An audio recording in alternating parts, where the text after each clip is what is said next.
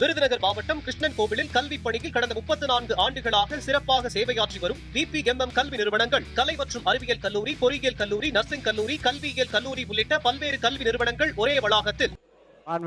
அமைச்சர் அவர்களே, கோயம்புத்தூர் மாவட்டம் மலுமிச்சம்பட்டியில் அமைந்துள்ள தனியார் கல்லூரி மாணவர் அமுதன் கொலை சம்பந்தப்பட்ட விஷயத்தில் கடந்த 10/8/2026 அன்று கோயம்புத்தூர் மலுமிச்சம்பட்டியில் உள்ள தனியார் கல்லூரியில் 3ஆம் ஆண்டு பயின்று வரும் 19 வயதுடைய மாணவர் அமுதன் அதே கல்லூரியில் பயிலும் சக மாணவர்களால் தாக்கப்பட்டு உயிரிழந்த சம்பவம் தொடர்பாக காவல்துறையின் முதற்கட்ட விசாரணையில் 9/8/2026 அன்று இரவு 8 மணி அளவில் 2ஆம் ஆண்டு பயிலும் அமுதனின் நண்பர்களும் 4ஆம் ஆண்டு பயிலும் சில மாணவர்களுடன் இடையே ஏற்பட்ட தகராறு காரணமாக 4ஆம் ஆண்டு பயிலும் மாணவர்கள் 2ஆம் ஆண்டு பயிலும் மாணவர்கள் மீது முதலில் தாக்குதல் நடத்தியதாக தெரிய வருகிறது.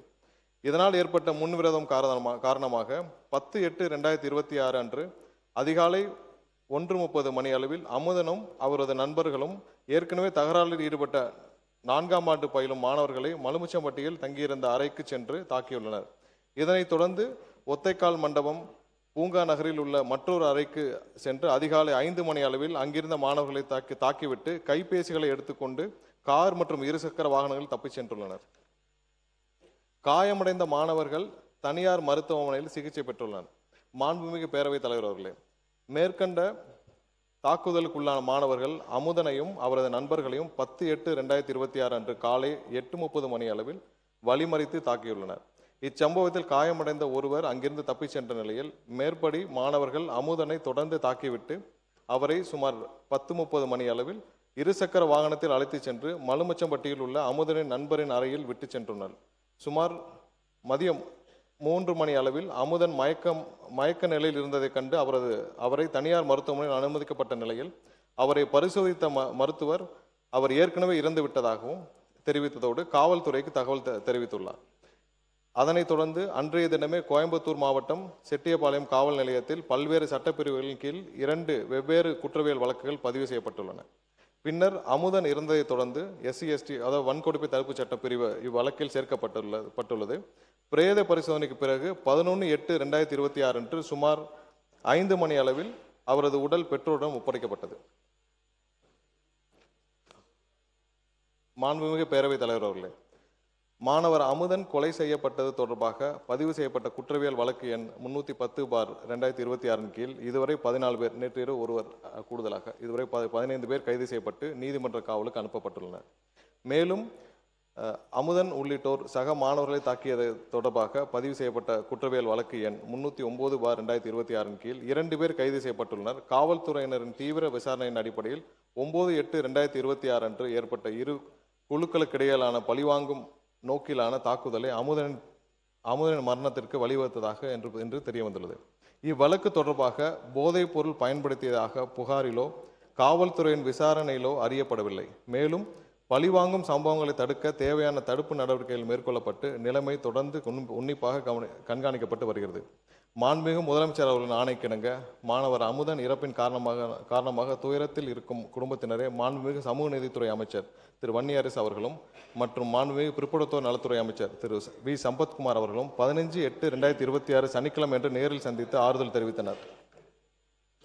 மேலும் வன்கொடுமை தடுப்பு சட்டத்தின் கீழ் பாதிக்கப்பட்ட குடும்பத்தினருக்கு முதற்கட்டமாக ரூபாய் 6 லட்சம் அவரது குடும்பத்தினருக்கு வழங்க ஆணையிடப்பட்டுள்ளது. மாண்புமிகு பேரவைத் தலைவர் அவர்களே, இந்த வழக்கை பொறுத்தவரை போதைப் பொருள் பயன்படுத்துவதை பார்த்து காவல்துறையிடம் புகார் அளித்தவர்களின் விவரங்களை காவல்துறையினர் சம்பந்தப்பட்ட நபர்களும் தெரிவித்ததாகவும் அதன் காரணமாக புகார் அளித்தவரை சரமாரியாக தாக்கப்பட்டு உயிரிழந்ததாகவும் எதிர்க்கட்சி உறுப்பினர்கள் தெரிவித்துள்ளபடி எந்த ஒரு சம்பவமும் இவ்வழக்கில் நடைபெறவில்லை என்பதை தெளிவுபடுத்த விரும்புகிறோம். மேலும் இவ்வழக்கு போதைப் பொருள் தொடர்பான வழக்கும் அல்ல, இது வேறு மாணவர் குழுக்களுக்கு இடையே ஏற்பட்ட முன்னுரிதம் மற்றும் அதனை தொடர்ந்து மேற்கொள்ளப்பட்ட பழிவாங்கும் நோக்கிலான தாக்குதலின் காரணமாகவே இச்சம்பவம் நடைபெற்றுள்ளது. எனவே உண்மை நிலவரத்திற்கு மாறாக இவ்வழக்கை போதைப் பொருள் தொடர்பான சம்பவமாக சித்தரித்து வழக்கின் உண்மைத்தன்மையை திசை திருப்ப வேண்டாம் என்பதை இந்த நேரத்தில் தெரிவித்துக் கொள்ள கடமைப்பட்டுள்ளேன். மாணவர் அமுதன் கொலை செய்யப்பட்ட சம்பவத்தை பொறுத்தவரையில் உண்மையை மறைக்க வேண்டிய அவசியம் காவல்துறைக்கோ அரசுக்கோ இல்லை. இவ்வழக்கில் காவல்துறையினர் எந்தவித காலதாமதமின்றி SC/ST அதாவது வன்கொடுமை தடுப்பு சட்டம் உள்ளிட்ட பிரிவுகளின் கீழ் வழக்கு பதிவு செய்து குற்றவாளிகளை விரைவாக கைது செய்யப்பட்டுள்ளனர். இவ்வழக்கினை தொடர்ந்து கண்காணித்து 3 மாதத்திற்குள் குற்றப்பத்திரிகை தாக்கல் செய்து இவ்வழக்கில் தொடர்புடையவர்கள் மீது துரித நடவடிக்கை எடுத்து உரிய தண்டனை பெற்றுத்தர மாண்புமிகு முதலமைச்சர் அவர்கள் ஆணையிட்டுள்ளார். நமது அரசு என்றென்றும் சட்டம் ஒழுங்கு பேணி காப்பதிலும் எந்தவித சமரசமும் இல்லாமல் துரித நடவடிக்கை எடுத்து வருகிறது. மேலும் பாதிக்கப்பட்ட குடும்பத்தினருடன் துணை நிற்கும் என்பதில்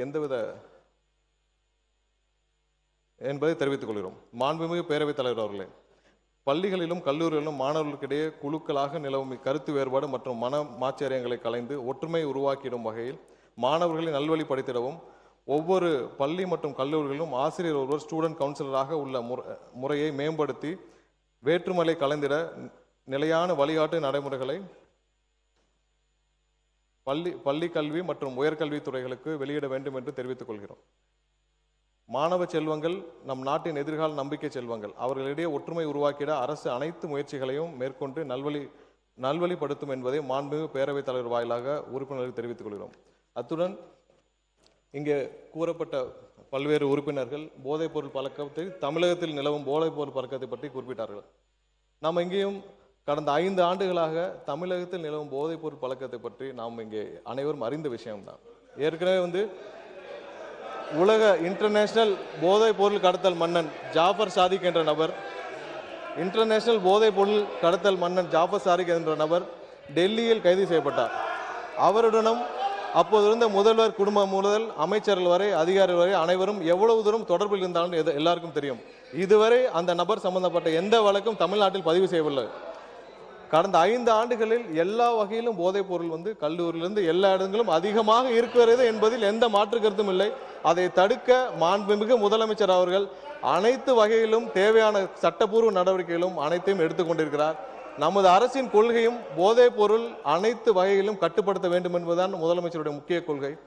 இந்த கடந்த ஆட்சியில் இந்த ஜாஃபர் சாதிக் போன்ற இன்டர்நேஷனல் போதை கடத்தல் மன்னன் எப்படி முதலமைச்சர் குடும்பம் முதல் அனைத்து அமைச்சர்கள் வரை தொடர்பில் இருந்தாரோ அது போன்ற எந்த ஒரு சம்பவமும் இதுமேல் நடக்காமல் தடுப்பதற்கான தேவையான அனைத்து நடவடிக்கைகளையும் முதலமைச்சர் கண்டிப்பாக எடுப்பார் என்பதை உறுதியாக சொல்லிக்கிறோம்.